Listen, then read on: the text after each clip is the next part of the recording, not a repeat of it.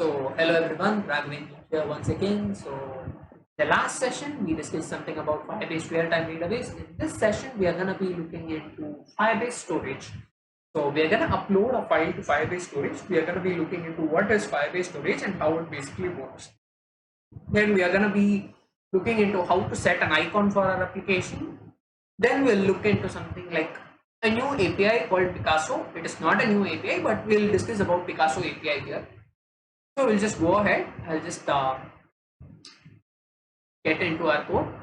I hope you all remember what we have done so far. So this is how our bottom navigation activity looks like, and this is how our home fragment looks like. In the home fragment, we did Firebase database stuff. We uploaded content to Firebase real-time database, and then we retrieved from Firebase real-time database. So in today's thing, we are gonna move on to the next session where we are gonna upload an image to our Firebase storage. So first, in order to do that, just close this main activity creator.xml. First, you need to go ahead, click on Firebase, and then your assistant will open up. That, go ahead to storage, upload and retrieve, add, connect your, it will already be connected. Just go ahead and add your dependencies. Once all your dependencies are added, we are ready to go ahead.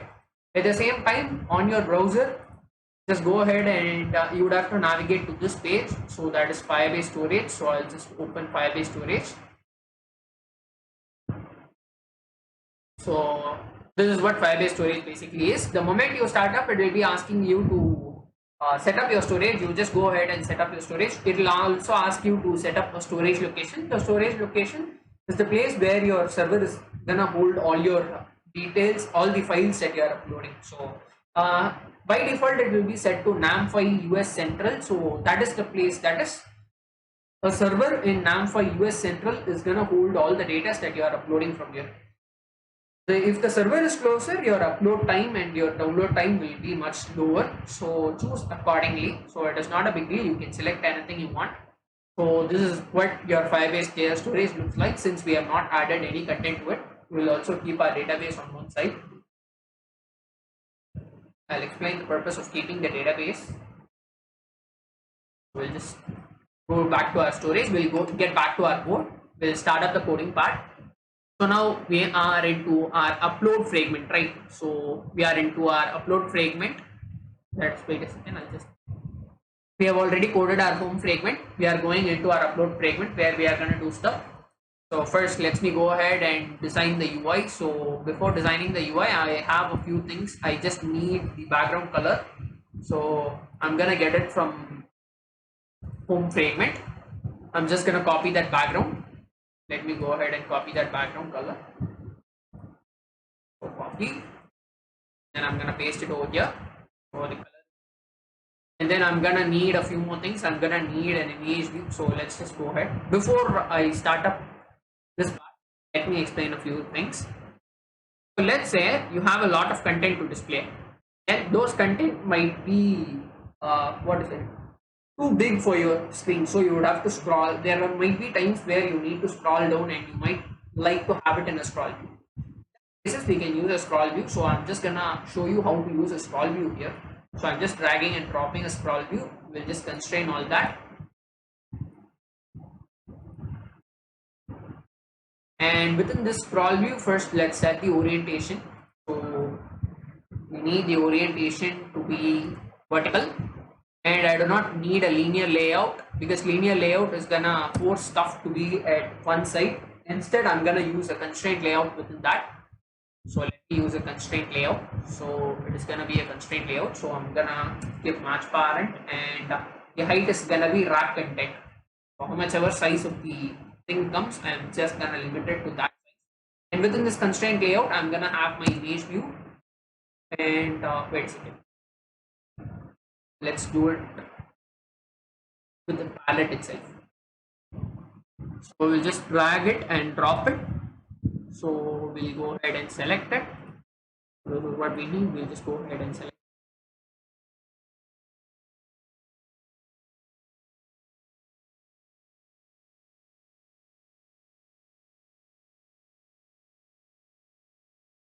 It is not working.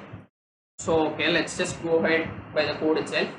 So image view, we'll put it as width will be wrap content and height will be something around like 260 dp, I suppose 260 dp. So we'll and we'll give the source image. Source of the image is going to be logo bold, so that is what and I'm gonna give it an ID, and I would obviously have to constrain it. So my ID is gonna be something like app upload. So tap up. So why I am giving such a name? Because I'm gonna give it something like when they click on it, I'm gonna give them an option to upload stuff directly to the Firebase database. So that's why I'm giving it as tap upload. So let it be tap upload, and then within this, I'm gonna give all the other stuff. That is, I'm gonna have my edit text, and this one edit text is gonna be a multi-line text, and so I'm just gonna have an edit text. So let me have an edit text.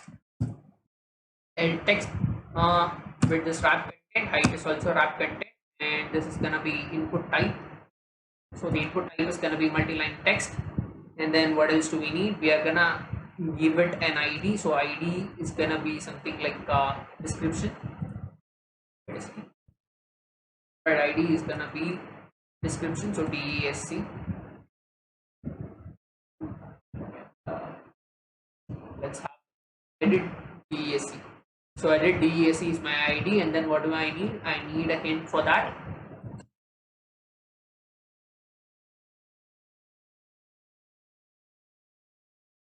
I already have a string resource called description, so I'm just giving description. So then what should I do? I'm gonna do something like we'll set a template here. We already know how to create a template. We have already explained it. So let's just go ahead and put our template. So our template is applied, and then we'll drag and drop it at the position where we want.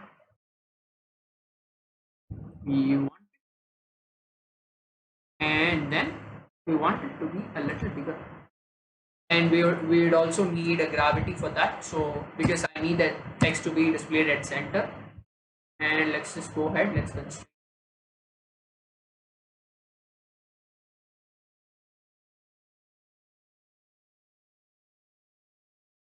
And below that description, I need another I'm gonna need something called, go ahead and create a button, and then that button is gonna have wrap content, and then that button will have a slash. That button will also have content like text equal to low,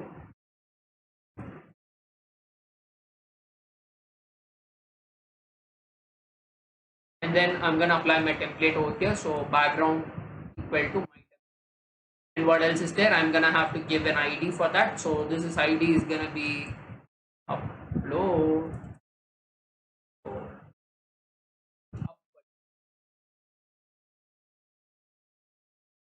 Is it missing? It is missing all the constraints. So let's just go ahead and put it below that. Let's constrain it to that, and let's constrain it to all other stuff. We'll also do one more thing. Instead of this, we'll have an edit text over here. Wait a second, our image view is also present within this, right? So we'll have an edit text somewhere over here. Sorry, a text view somewhere over there. So that text view is going to be constrained vertically, not to the top of this thing, but I want it constrained to the top of our image, and I'm gonna have to drag the description down. So what this text view is basically says, it is gonna say like here to upload image of image to select an image. That is what it's gonna say. So we'll go ahead and constrain our description properly. So we'll just remove this thing. I want it to be at center, so I'm gonna till it finds the center. Wait a second. We found the center, and at the same time I want this thing to be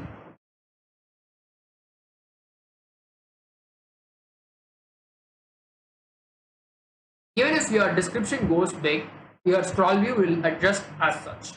So what I'm trying to say is, let's say you're putting up a content of around layout height and layout width. I want it to be a wrap content.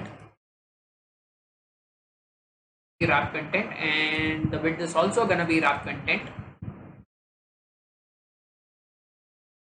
So if this gets bigger and bigger, your entire thing is also gonna get bigger and bigger. So that is why we are using that thing over there instead of we are using wrap content over there. So let everything be this way. So if your description gets big, your scroll view will adjust automatically. That we are gonna get. So now we have done all the necessary front end description. So you can also always refer your component tree to get a complete idea of how your front end is structured. So we'll get to our backend ASAP. So we are just gonna go ahead and get to the declaration part. We have all, what do we need? We need one edit text. So edit text DESC and a string container to hold that edit text. I have already declared it. We have a button and an image view. That image view has a name tap up. We have already declared something called image view. Let's not mind all these things for now. Let's just go ahead and do what is necessary. We'll connect our description, our button, and our image view.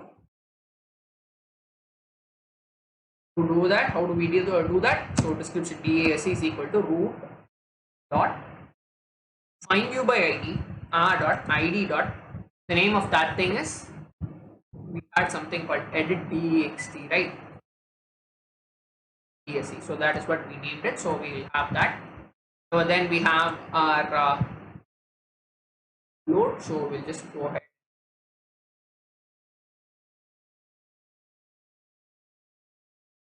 And it will be named as update. We named it update, I suppose. We'll just go ahead and check it back once again. So the idea of this thing is up button. It is not update, it is up button. So we would have to check for up button. So we are just connecting it with up button. So that thing is also connected. Now we would have to check up with our image. So we are going to connect our image view. I have declared it as image view view.id, and it is called tap up. It is tap up. So that's it. Now all our components, our front-end components are connected with our backend and everything is successful. Now we would have to get to our instantiation part. So once again, let me remind you what we are doing.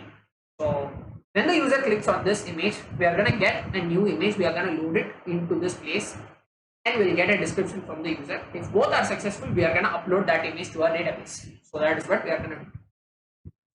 Go ahead. What do we need for uploading stuff? We need Firebase storage. So we are going to instantiate Firebase storage the same way we instantiate Firebase database. So first, what do? We put up database reference and we start up a variable called database reference. For instantiation, we do something like database reference equal to get instance get reference. So this is what we do in terms of Firebase database.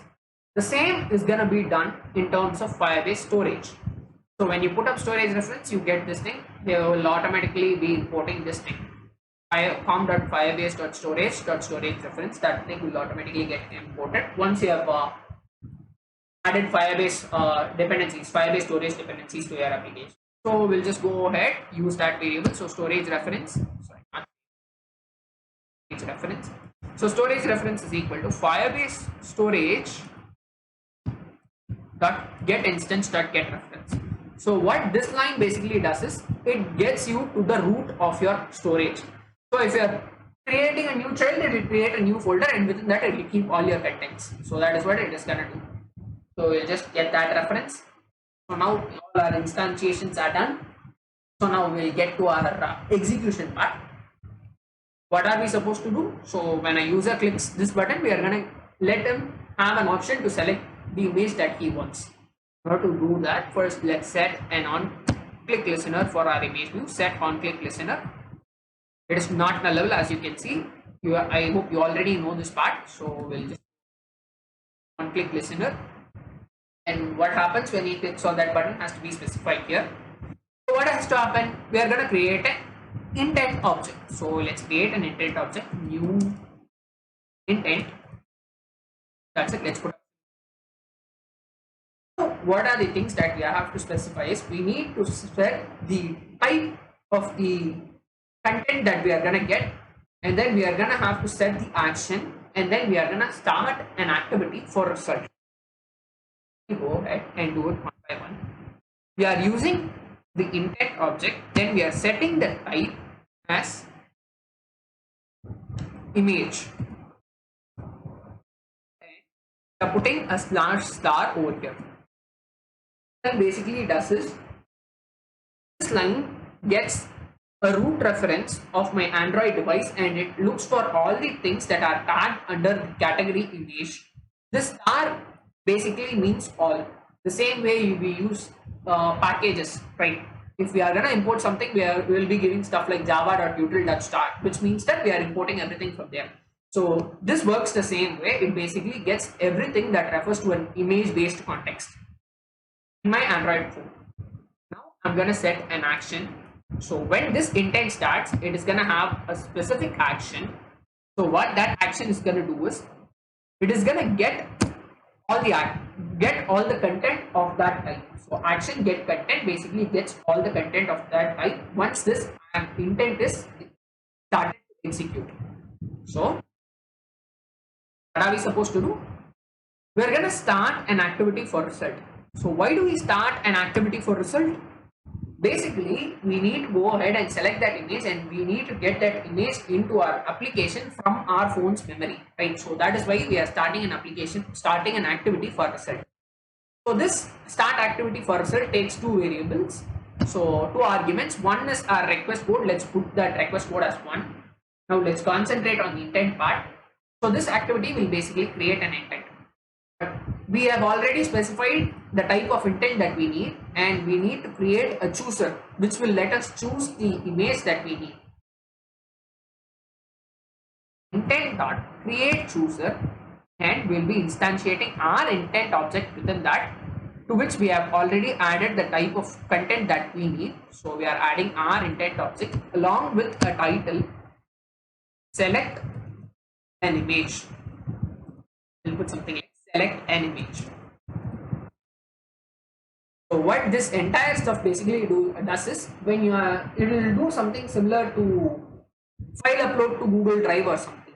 Okay, it will basically take you to a blue screen where you will be able to see all the stuff that is present in your phone, and if you select on one thing, it will just load it into your application and it will upload it to the drive. So this is what this thing does, but it will not do any of this getting and setting part. It will only lead you until the place where you can click on that image. So what happens after you click on that image would also have to be discussed. So we have done something like start activity for result. Now we are going to do something like, we are going to have a function, right? Activity result on activity.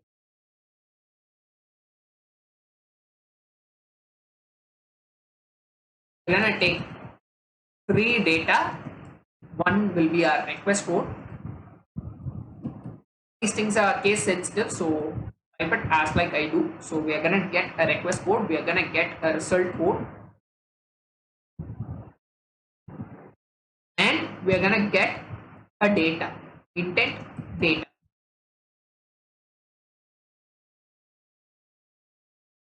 Now what we are going to have? We are going to have, first we'll create something like super dot on create dot on activity result. We're going to pass the same things. We are going to have our request code, we are going to pass our result code, then we are going to pass our data, and now our execution starts over here. What are we going to do? We are going to check if our request code is equal to 1, and our result code is equal to result OK. Result OK is somewhat of an inbuilt variable which says that the current result is OK, which means that it has got some kind of data which has been selected. So we'll select that OK, and our data is not equal to null, and the data dot get data, that is, even if we try to get the file from that data context, not be equal to null. If all of these things are true, it means that we already have the image reference. We just need to store our image reference in a storage container. So now we are in a necessity to store our image into our application. So that is the place where this thing comes in. URI is the thing which we are going to be using. URI is an inbuilt class which is from java.net. So in this thing, URI will basically be used to store files of any category. So we are going to be using the URI class, and we are just creating an object for that. Image container is going to be the object. So within our image container, we are just going to drop our image. We will try to drop our image. We use a try catch block over here. In case if we get stuck with any errors, we need to handle that right. I'm going to put a try catch block. So we'll have an exception E and let that be there. So we'll try to catch that image. We'll try to put it into the container. Image container equal to data.getData. So what it basically does is it will get the data and put the data into my image container. I want to insert the stuff from this image container into my image view, which I already have here. Once I have selected the image, I want this image to be replaced by the image that I have selected. In order to do that, I need an external API. So the name of that API is called Picasso. So this is the implementation for that API. I would have also given it in the comment section. You can just copy it from there. Let me just go ahead and continue. So now I'm going to use the Picasso library. So Picasso.get.load the URI, that is the file which we have in our context. We have already got the data from get data. Now we just have to load it. So I'll just go ahead and I'll give the image container reference. Get.load, and I'm gonna fit it into my image view. I'm just gonna resize it and put it according to my image view, and then I'm gonna use the intent variable, and we are just gonna push that data directly into our image view. The name of our image view is image view. So once this gets executed, we'll just go ahead and execute it and check it out. Wait a second, we are finding more than one string to upload. We already have source called upload, that is why it's showing up an error. So okay, let's just go ahead. Let's start it.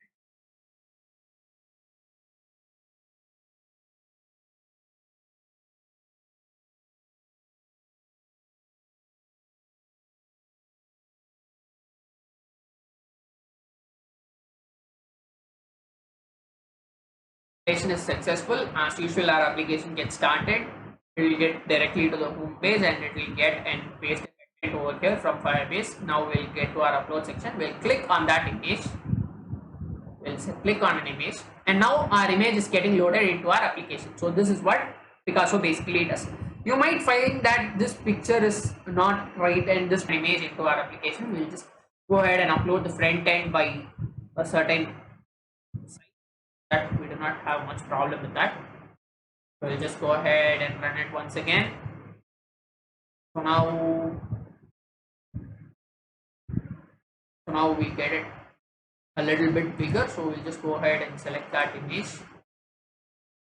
So if I select it, it looks a bit okay. Okay, so we'll just have it this way. So now we get to our other parts. As far as now, what we have done so far is we have got the image, and then we have set the image into our image view. Now what else are we supposed to do? When the user clicks on this upload button, we are going to send this image to Firebase and the description to Firebase.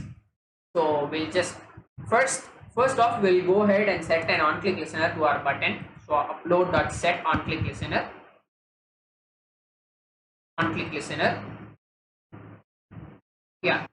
And then we will use our description string. We'll get it from our get content from our edit text, and we'll convert it to string, and then we'll save it over there. Now we have to check if this thing is empty or not. So we are going to check something like if desc not equal to null. And at the same time, before going to upload, we need to check more than this thing. We need to check if our description and image container are null, not null. Because if those things are null, then we have nothing to upload, right? So image container not equal to null. This content will basically check if none of these things are not equal to null. So if these things are not equal to null, then we can proceed with the upload part.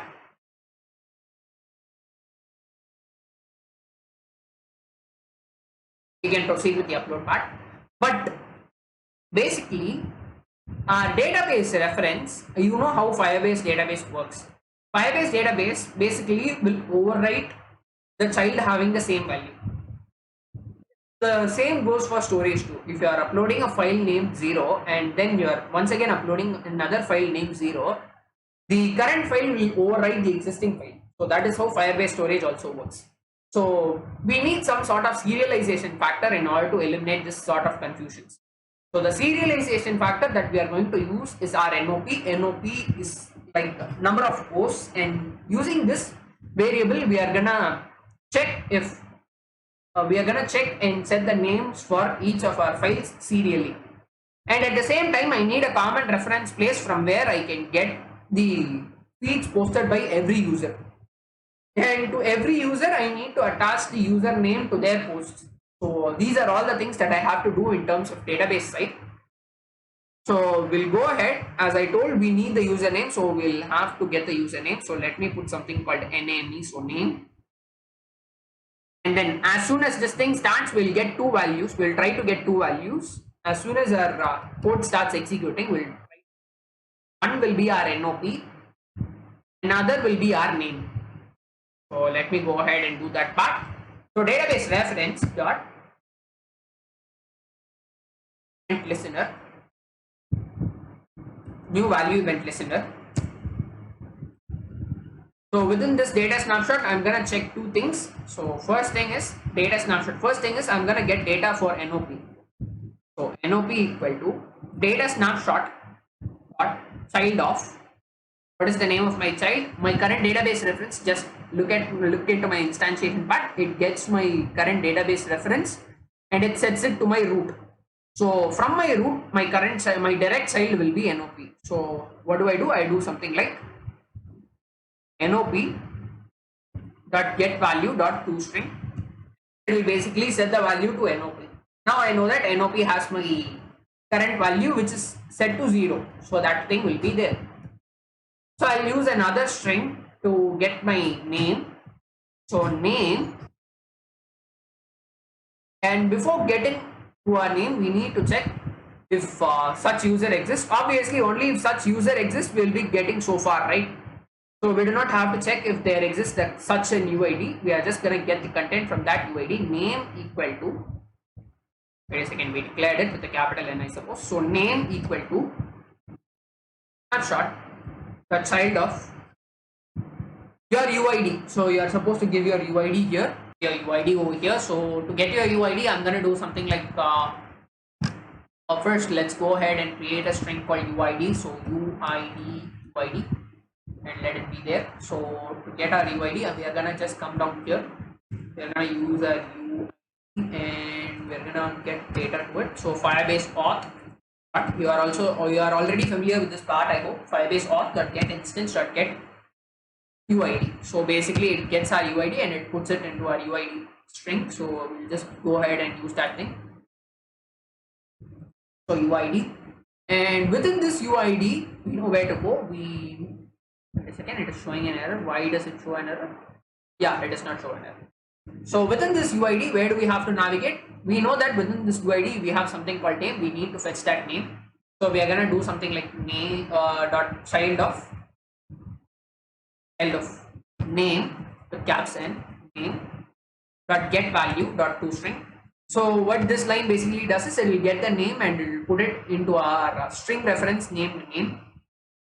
So now we got our NOP value and we got our name. So we'll just go ahead and add two more conditions over here, and NOP not equal to null. At the same time, name is also not equal to null. not equal to null. If all of these things are null, we can go ahead with our content upload. So let's just go ahead. We are gonna upload our file to Firebase storage. So how do we do that? We need storage reference. We have already declared and instantiated storage reference. So let me just go ahead and use it. So storage reference or child of the name of the file that you are gonna use. So that is why we have brought in our NOP value. So we are going to use that NOP value, and then within that we are going to use the put file. So put file basically takes things of type URI, and our image container is what the URI that holds our image. So image container. Now this will basically put our file to Firebase storage, and we would have to know whether it has been uploaded to Firebase storage or not, right? So we are going to use an add on failure listener, and our add on failure listener basically takes another on failure listener. It fails an on failure listener, it takes an on failure listener, and that on failure listener will have an on failure class, and then we'll also take another thing called on success listener, and we'll do something like new on success listener. Some might have a question now, like, why did we suddenly switch to add on failure listener instead of on complete listeners?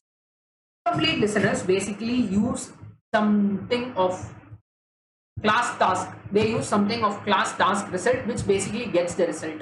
It checks the tasks that are being done. So instead, we need a task snapshot. Like when you are using data snapshot, you get the entire data tree. Like whatever data that has been present will get into your data snapshot instance. The same way, we need to get the task snapshot instance because we need to know a comprehensive list of things that has happened once this thing has started to execute. So that is why we are getting a task snapshot. So that is why we are going for an add on success listener instead of an on complete listener. So let's just go ahead and use this thing. So if it comes to this part, we know that the file has successfully been uploaded to Firebase storage. Now we need to get a URL with which we can refer the file after it has been uploaded, right? So what am I gonna do? I'm gonna create a variable named URL. So let's create a string variable named URL.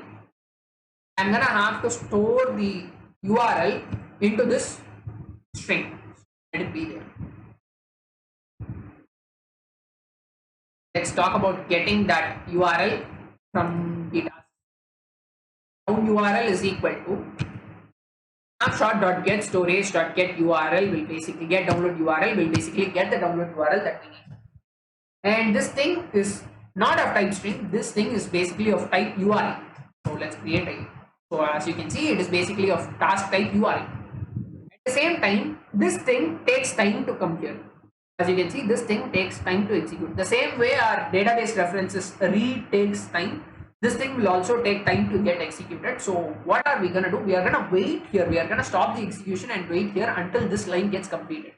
So how do we check that? Let's see. File down URL dot is complete, which means that if this down URL, when will this down URL will get completed? When it gets the download URL, this down URL will be complete. If it is not complete, this while it will return false, right? And then this while loop will break. So what we are going to do, we are just going to invert the statement, and I'm going to put a semicolon over there. Let's open up a brace and open up a brace before that. This thing will basically do until this thing is false, it is going to be true, and this while loop is going to hold the execution right here. So we will not get the content out of this loop until we get the download URL. So now download URL is basically of task URI type. So we need to get the content from that. So when it comes to the next line, we know that we already got the download URL. So we are going to do something like download URL dot get result. Get result will basically get us the URL that we needed. So then we'll convert it to string so that we have it in our URL. So we have our URL, we have our name, we have the description that we are supposed to upload. Database. So we are going to add another independent instance called feeds, within which we are going to have NOPs as childs, and those NOPs will have three things as their child. One will be name, another will be description, another will be the URL of the file that we are supposed to download. Go ahead. We need database reference for that. We have already instantiated database reference. So let's just go ahead. So database reference, but child of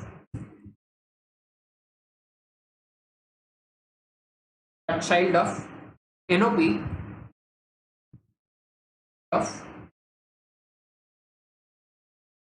name dot set value.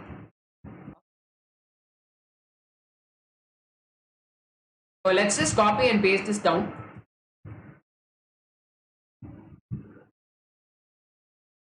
We'll just go ahead and change the name of these things. We do not want to, we want to save the URL next to this. So we'll put something called URL and we'll set the value for URL. Then we have a description, so we'll set the description. We'll name the child as description, so ESC, and instead of caps n, let it be small n.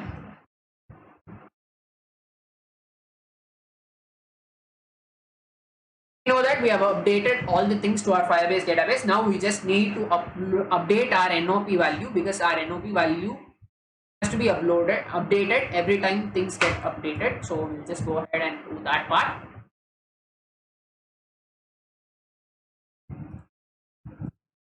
Database reference dot child of NOP dot set value. We already have got our current NOP value. You know that we already have our NOP. So what we are going to do, we are going to do something like NOP plus 1. Basically will not work, because the reason is our NOP is of string type. We need to parse it as an integer. So I'm going to use something like integer dot parse int of NOP. And then once it is converted to integer, we are just going to increment it to 1, and then we'll save it on the NOP value. So for now, our execution is complete. Let's just go ahead. What do? We'll put up a few toasts here and there. So toast.maketext.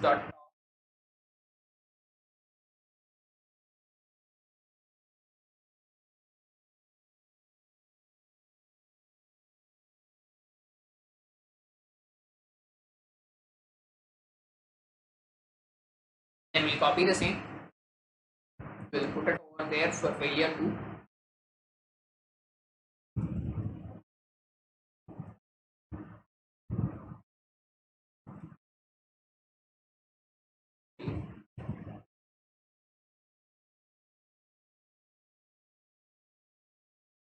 Now what if, we'll just close the entire if part. So what if any of these things are null? We would have to handle that case. Open up the else part, we'll put it over here, and we'll put something like data field missing. Data field missing. Field missing.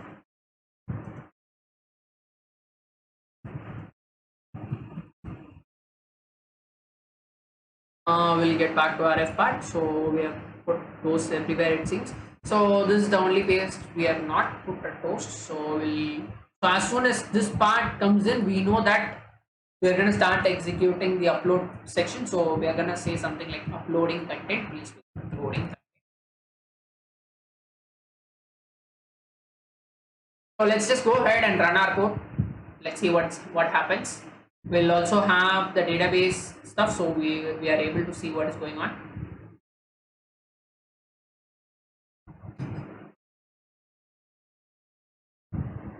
Here it will receive it. So let's get to our upload part. Let's go ahead and select an image. I'm just selecting an image. So now I'm going to type a description. So test content.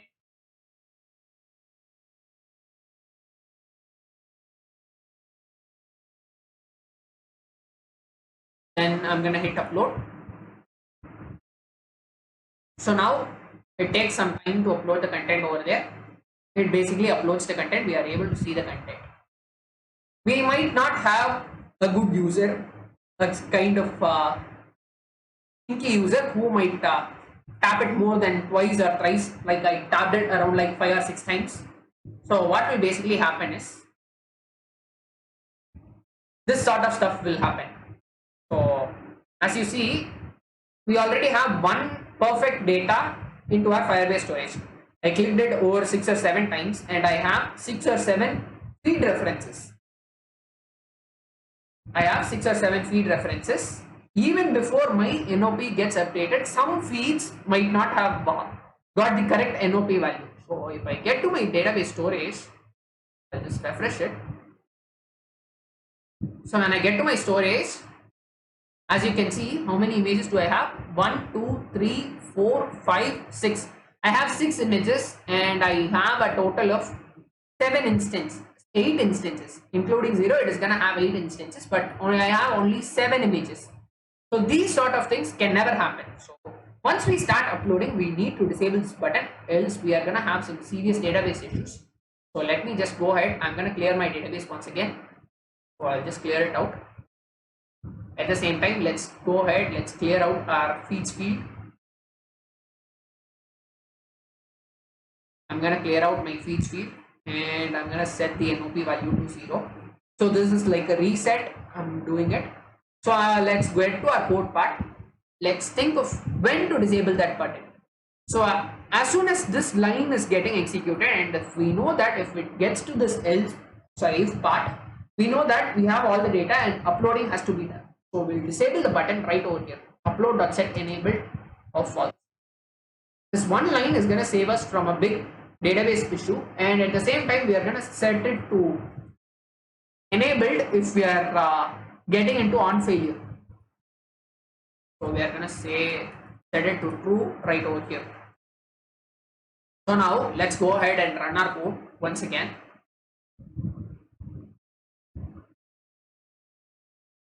We'll wait for that to get updated. So yeah, it is right here.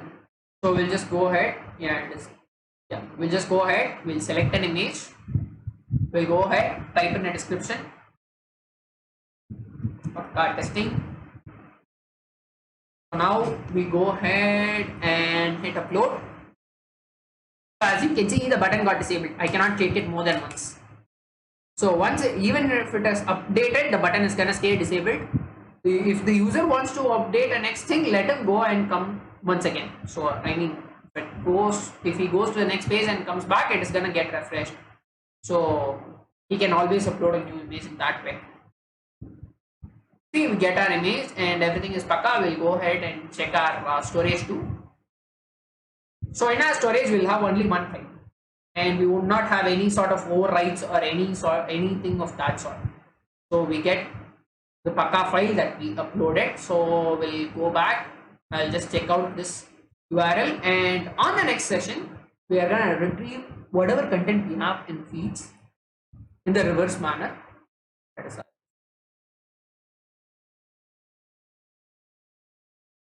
You can see when the content are being uploaded, they are being uploaded serially. That first content is 0, the next content is 1, the next content will be 2. From any phone, if any user updates, it is going to go serially, like 3, 4, 5, 6. Irrespective of the user's number, so it is gonna just go that way, right? We need to show it in the reverse way. On the next session, we are gonna implement a recycler view, just the way you see an Instagram feed or such. We're just gonna show the most recent pic at the top, and we are gonna serially show each and every pic that is present in our feed section. So that is what we are gonna see in the next video, and we are basically gonna be using Firebase recycler view adapter and recycler view in the next session. So we'll talk about it on the next video. And as always, you can get the content from our GitHub repository, which I have attached in the comment section. And if you have any doubts, you can always post it in the comment section. So this is Raghavendran signing off. Thank you everyone.